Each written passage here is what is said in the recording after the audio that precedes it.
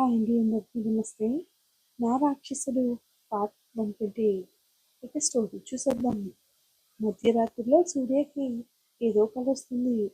ఆ కళ నిజంగానే జరిగినట్టు కనిపిస్తూ ఉండేసరికి ఒక్కసారిగా ఉలిక్కిపడి కళ్ళు తెరుస్తాడు. మొహమంతా చెమటలు పడ్డాయి. కళ్ళలో చూసిందంతా ఒకసారి కళ్ళు మూసుకుని వచ్చిన కళని గుర్తు చేసుకుంటూ, కానీ అంతా గజిబిజిగా ఉండి అర్థం కావడం లేదు, తెలియడం లేదు. అసహనంగా కళ్ళు తెరుస్తాడు. ఏంటి, ఈ కళ ఎప్పుడూ నిజంగా జరిగినట్టే అనిపిస్తుంది, కానీ ఏం అర్థం కావడం లేదు అని ఆలోచిస్తూ ఉంటాడు సూర్య. ఆలోచన ఉన్న అతనికి చెలి వెచ్చని శ్వాస తగిలేసరికి ఆమె వైపు చూస్తాడు. అతన్ని చుట్టుకుని ఛాతీ మీద ఎలాంటి టెన్షన్ లేకుండా పసిపాపలా ఒదిగి నిద్రపోతున్న ప్రియసఖి మొహం చూడగానే మైండ్లో ఉన్న గజిబిజి ఆలోచనలన్నీ ప్రశాంతంగా మారినట్టు మనసుకి హాయిగా అనిపించింది తనకి. చబ్బీగా పింక్ కలర్లో ఉన్న ఆమె బుగ్గ నిమిరి నుదుటను ముద్దు పెట్టుకుని ఆమెకు ఏమాత్రం డిస్టర్బ్ కాకుండా పక్కన తలగడ మీద చేర్చి బాల్కనీలోకి వెళ్ళి స్మోక్ చేస్తూ వచ్చిన కళ గురించి గుర్తు చేసుకోవడానికి ట్రై చేశాడు సూర్య. 4-5 సిగరెట్స్ ఊది పక్కన పడేశాక కొంచెం రిలాక్స్గా అనిపించి చెట్ల నుంచి చల్లటి గాలి అతను ఒంటికి తగలగానే ఇంకా కూల్గా రిలాక్స్గా అనిపించింది. నిషేధ రాత్రిలో ఎలాంటి అలకడి లేక ఎంతో నిశ్శబ్దంగా ఉండేసరికి ప్రశాంతంగా కళ్ళు మూసుకుని వచ్చిన కళ మళ్ళీ గుర్తు చేసుకోవడానికి ప్రయత్నిస్తున్నాడు. ముందుగా గజిబిజిగా ఉన్న తర్వాత క్లియర్గా మొహాలు కనిపించకపోయినా వాళ్ళ మాటలు సంభాషణ తెలుస్తూనే ఉంటుంది మన సూర్యబాబుకి. 7 ఏళ్ళ చిన్నబాబు మమ్మీకి, అత్తయ్యకి ఏం చేస్తున్నారు అంటాడు. సీమంతం కన్నా అంటే అని అడుగుతాడు మన సూర్యబాబు బాగా చిన్నప్పుడు. హా, బాబుకు అర్థమయ్యేలా అత్త పొట్టలో బేబీ ఉంది కదా, తను హెల్తీగా ముద్దుగా బొద్దుగా చాలా బాగుండాలని ఇదంతా చేస్తున్నాను అని అంటాడు. ఓ దేవుడా అని అత్త మామ గోల్డ్ ఎందుకు ఇస్తున్నా అని అంటాడు.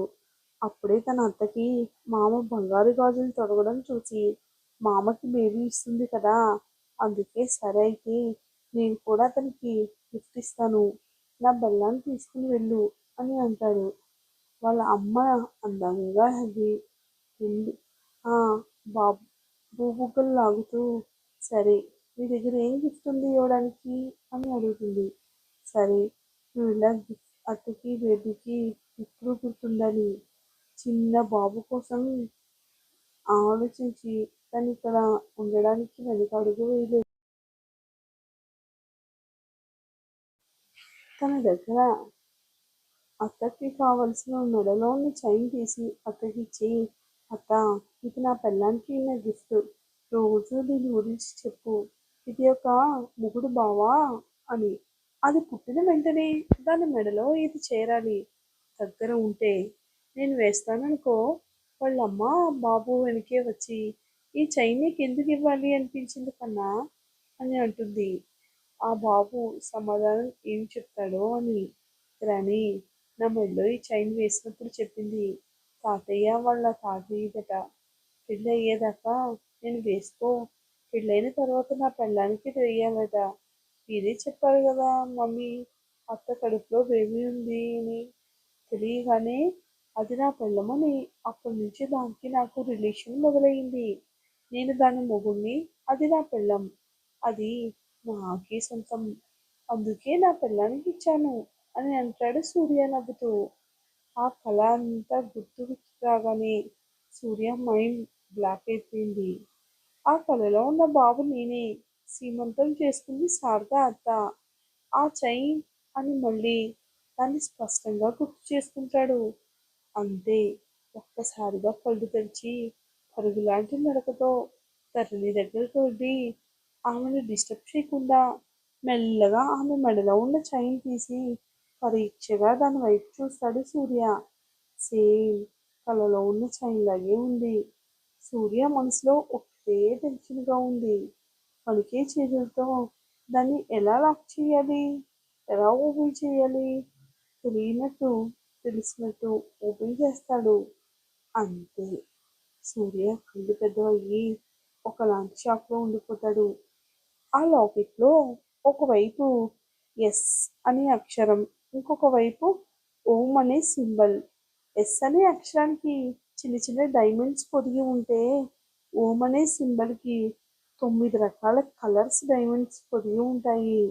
సూర్య ఆ ఇంట్లో ఉన్న సింబల్స్ వైపు మార్చి మార్చి అలాగే చూస్తున్నాడు.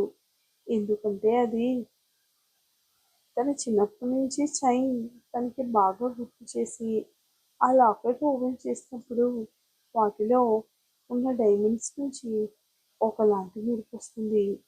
అలా వచ్చే మెరుపుని సూర్యకి ఎంతో ఇష్టం ఉన్నప్పుడు మోస్తూ కళ్ళు తెరుస్తూ ఉంటాడు. ఆ లాకెట్ నుంచి మెరుపుని ఒక మ్యాజిక్ లైట్స్ లా కనిపించేవి అతనికి. ఆ చైన్లో కూడా సేమ్ సేమ్ అవే మెరుపులు, అవే సింబల్స్. అది చూడగానే సూర్యకి అసలు ఏం అర్థం కావడం లేదు. ఈ అయోమయం మొత్తం అయోమయంలో పడిపోయాడు. అంటే నేను అత్తకిచ్చింది కదా పాప పుట్టింది, మరి ఏది, ఏంటి ఇదంతా అని తన అలిని నిద్ర అని ఆదమరిచి నిద్రపోతున్న ధరణి వైపు చూస్తూ, ఇది ఇది అత్త, బేబీనా? నో నో నో, ఎలా ఇదంతా సాధ్యం? బేబీ పుట్టిన వెంటనే చనిపోయింది కదా, మళ్ళీ మరి ఈ లాకెట్ పుట్టడానికి ఎందుకు వచ్చింది? ఒకవేళ దీని తల్లిదండ్రులకు ఈ చైన్కి దొరికిందా, ఎలా దొరికిందని ఎన్ని విధాలుగా ఆలోచిస్తున్నా కూడా ఎక్కడికి రాలేదు బయట. ఉదయాన్నే కళ్ళు తెరిచిన ధరణికి తన కాళ్ళ దగ్గర ఉన్న తల పట్టుకుని అలాగే కూర్చుని ఉన్న సూర్యాన్ని చూసి ధరణి కంగారుగా లేచి, కన్నయ్య, ఏమైంది అలా కూర్చున్నావు అని అంటుంది. ధరణి వాయిస్ వినగానే ఒక్కసారిగా ఆమె దగ్గరికి వెళ్ళి ఆమెను కౌగిలించుకుని ఆమె ఎద మీద తలపెట్టుకుని కళ్ళు మూసుకుని ఉంటాడు మన బాబు. మొత్తానికి మన బాబుకి ధరణి తన మరదలని తెలిసిందండి. ఇకపై స్టోరీ చాలా ఇంట్రెస్ట్గా ఉంటుంది. ఇక మీరు ఫాలో అవ్వండి, మీకే తెలుస్తుంది.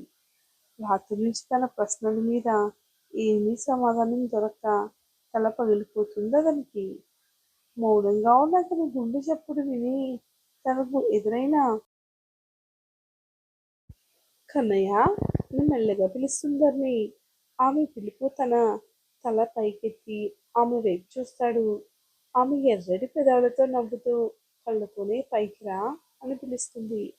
ఆమె అలా పిలవడం ఆలస్యం. కొంచెం పైకి ఎగిరి ఆమె మొహానికి ఇంచు క్యాప్ దూరంగా ఉంటాడు. అతని చెంపల మీద ఆమె చేతిని పెట్టి, ఏమైంది, ఎందుకు అలా ఉన్నావు, ఏం మీద చిన్న పిక్కిచ్చి, మనకు ఏదైనా సొల్యూషన్ దొరకకపోతే పక్కన వాళ్ళ సలహా తీసుకోవడం మంచిది. మనకు తెలియనిది ఏదో వాళ్ళకి తెలిసే ఉంటుంది కదా, అప్పుడు ఈజీగా మన ప్రాబ్లం సాల్వ్ అవుతుందని అంటుంది. నువ్వు ఏదో ఆలోచిస్తూ మొండిగా ఉండడం నాకు నచ్చట్లే అంటుంది ముద్దుగా ముఖం పెట్టుకుని. ఆమె ముద్దు మొహం చూసి చిన్నగా నవ్వుతూ, ఏం తెలియని తిక్కదానివో ఉంటావు కానీ అప్పుడప్పుడు ఇంటెలిజెంట్లా మాట్లాడతావు పోటీ అని అంటాడు సూర్య. ఆమె ధరణి మెల్లగా ఆ మొహం పెట్టుకుని, నీకెప్పుడు వెటకారమేలే, నా మీద నుంచి నీకు అతన్ని పక్కకు నెట్టి వాష్రూంలోకి దూరుతుందని. ఆలోచనలో ఉన్న సూర్య ధరణి వెళ్ళింది కూడా పట్టించుకోడు.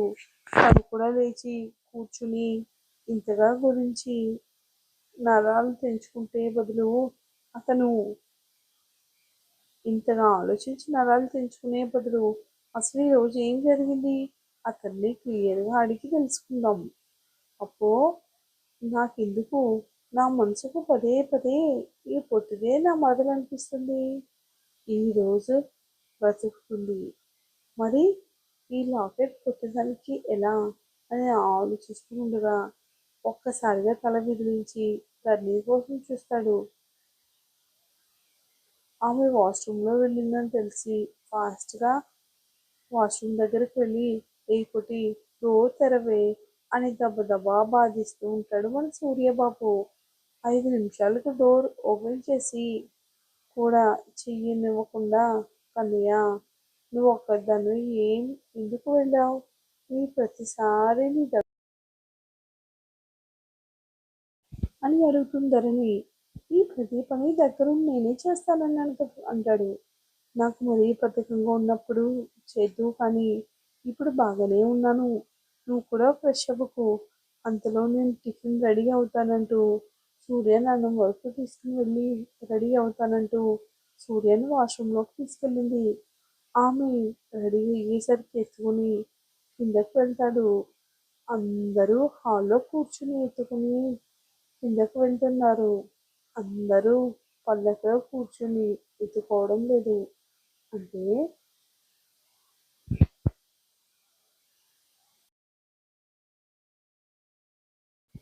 అక్కడ అందరూ హాల్లో కూర్చుని ఉంటారు.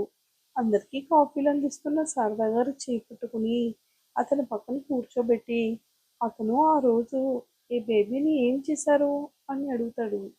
స్టోరీ ఎక్కువ కొంచెం ఇంట్రెస్ట్గా ఉంటుంది, తప్పక ఫాలో అవ్వండి. మీకు కనుక వీడియో నచ్చినట్లయితే లైక్ చేసి సబ్స్క్రైబ్ చేసి మన ఛానల్కి మరింత సపోర్ట్ ఇస్తారని మనస్ఫూర్తిగా కోరుకుంటున్నాను. Thanks for watching.